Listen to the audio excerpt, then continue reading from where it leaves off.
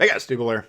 Today we got to look at the new legendary tier cruiser, UK Cruiser Minotaur. I got Belfast heavily focused on the AP with that build.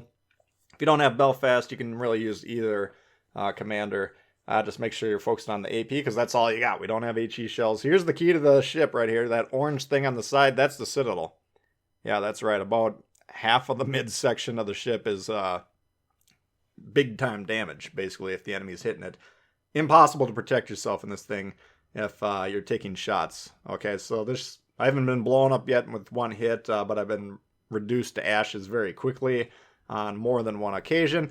And if you're new to the channel, I've played about 10 games. These are early impressions videos we do. Get a feel for the ship, give you my impressions of it, and then hopefully by watching the footage and seeing what I'm saying, you can make a decision, is this ship for me? Now, this is the current campaign reward ship. And then bizarrely, it's also going to be available in the Bureau starting next month. So this is a way to kind of jumpstart your legendary fleet. If you got a lot of Bureau projects remaining. If you already have, if you're caught up in the Bureau like I am, or roughly caught up, then you have some decisions to make. Okay, you're still going to get all the insignias and whatever else that we'll be getting. Probably some Santa crates. I haven't even looked at the campaign rewards yet. But that's primarily what you're going to get, and you're going to save yourself the hassle of a Bureau grind later, which, whether or not that's worth the doubloons to you or not, that's up to you. I can't make those kind of financial decisions for you. Going to be a very difficult cruiser for a lot of people. We talked about the survivability, and if you're not really sure what you're doing, you fit right in at Legendary tier, of course, but the ships that are shooting at you, assuming the guy knows how to aim, they're going to just take you out really quickly. So going to be dangerous. The other aspect of the difficulty of playing the ship is the glidiness. Okay, these cruisers, the British cruisers, take off very quickly. They stop very slowly. Okay, so you can actually be slowing down, thinking you're about to stop, pop the smoke, and then glide right out of it. Okay, and if you glide out of that smoke, by the time you can back into it, your game's over. Okay, so those are the usual suspects for what make these British cruisers somewhat difficult to play. Not really different from the predecessors, although I think the Citadel is a much more robust on the Minotaur. But what's going on here? You can see the guns going off every 2.7 seconds. That's right, we got an extreme DPM monster here. Now, the game I've shown here, I picked it because we demonstrate shots on battleships, cruisers, and destroyers. Okay, but, and I think it ends up being a decent damage game. I can't remember what we get on this one, but it's not the highest damage game. You can get up to, you know, I'm sure people have been putting up 200s all day today. 200,000 damage in this thing without any issues. If you can stay alive, if you can keep yourself protected, and you're in relevant positions where you can shoot on reload, you're going to be blasting people the entirety of the match. 5.2 second turret versus these things spin like Fletcher guns, basically. It's crazy. And torps. We got 2 launches per side, 4 torps per launcher. 10 kilometers, 62 knots in the water, not bad, and relatively hard hitting. 16,767 damage per torpedo strike. So you got a lot of tools in this thing, okay? That's kind of, I would keep the torpedoes mainly ready for any time you're getting rushed, okay? Because that's going to be the name of the game, is get this thing off the board, okay? If you got a Minotaur spitting out shells at you, you're not going to last long. The remedy, go ahead and kill it.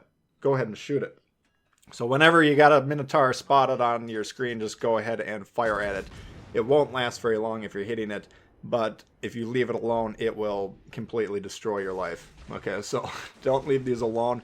Hopefully your teammates will spot them, and then once they do, everyone shoot at them. Speed pretty decent, 35.2. Turn radius great, 660 meters or whatever, and rudder shift 7.3. So those are all better than, except for the speed, which is slower than the Alaska, but better characteristics than the previous American cruisers. And then the concealment tied with the Woosta at 10.4. There we got lucky.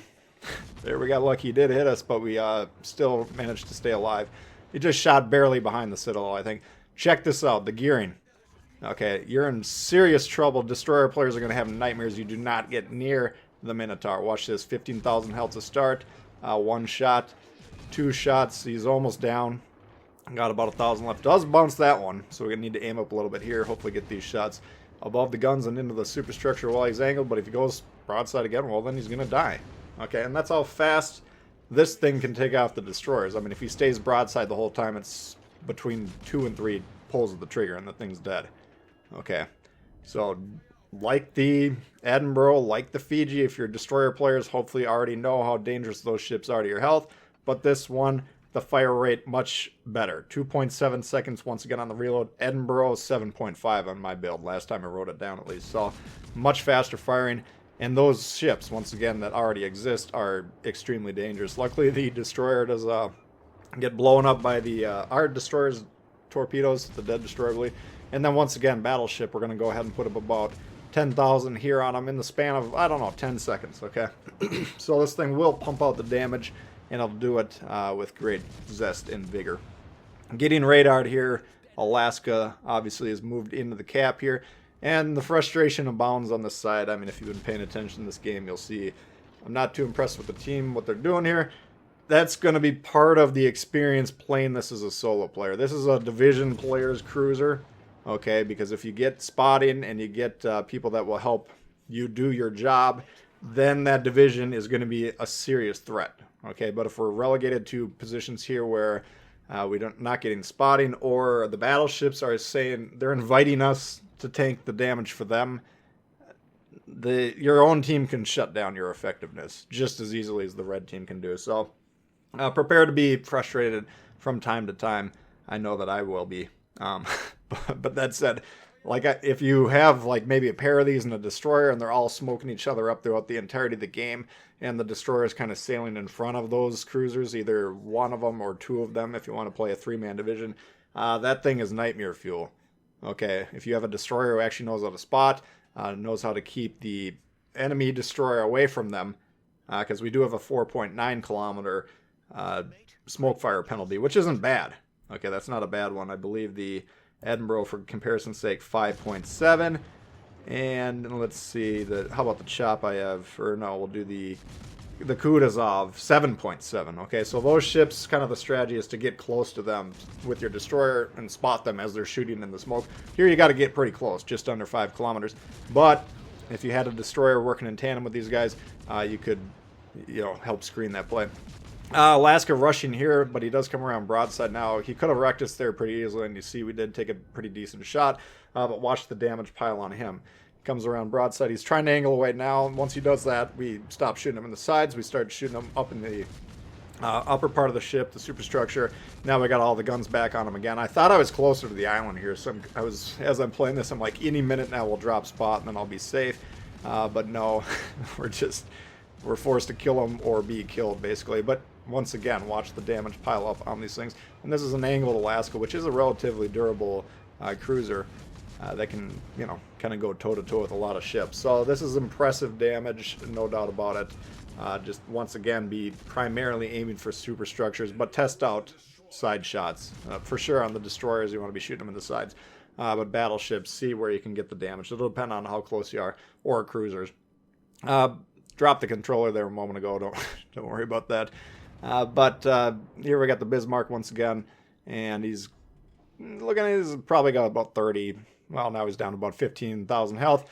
But we're going to go ahead and just pepper him, and once again we can take care of that kind of damage. It'll probably be about 20,000 damage in total because he's got the heal going here. He does get a shot off on us, and you can see there, pretty decent shot. Look like at least one or two nice shots onto us. One more of those hits and we probably die. But nevertheless, he's got to hope his guns become reloaded as quickly as possible here. And now we drop spots so he can no longer counter us. And us and the other battleship combined to take him out. So, I mean, this is, once again, 141,000 damage. Pretty decent. We'll get one more kill here in a moment to get a little bit more. But these were just short little, minute-long engagements where we're just racking up massive damage very quickly, and then kind of pulling off, making sure we're going to be protecting ourselves. So I like the Minotaur. I think it's going to be a very difficult ship to play, especially as a solo player, which is how I primarily play the game, because I'm a little bit loony in that regard. But, that said, I think a lot of people, if you understand how to play cruisers and utilize islands, I think you can put up some monster games with this. I'm excited to see some of the damage records once they start coming out here, because it's going to be nasty. Okay, this thing is definitely capable of putting out the damage. So you guys let me know in the comments here. I'm kind of interested to get your feedback on this campaign. Are you actually going to grind out the campaign and get the ship that way, or are you going to just plan on getting it through the Bureau? Interested to hear everyone's thoughts on that. Here we're getting some good support fire on this Fletcher. We got the battleship, and looks like another ship to the left shooting them, but once again. Now here's kind of the difficulty with this, especially going against maneuverable ships, is the shells are floaty, especially at range. That's why I don't necessarily spec these things for long range engagement. I didn't have the range mod, I had the reload mod on there, which of course cuts down the reload even more. So that'll do it for the Minotaur, guys. Hopefully you guys did enjoy it, and if you did, please hit the thumbs up. New to the channel, consider subscribing. We got lots of World of Warships coming all the time. Questions, comments, leave them below. Love to hear from you, and we'll see you later. Peace.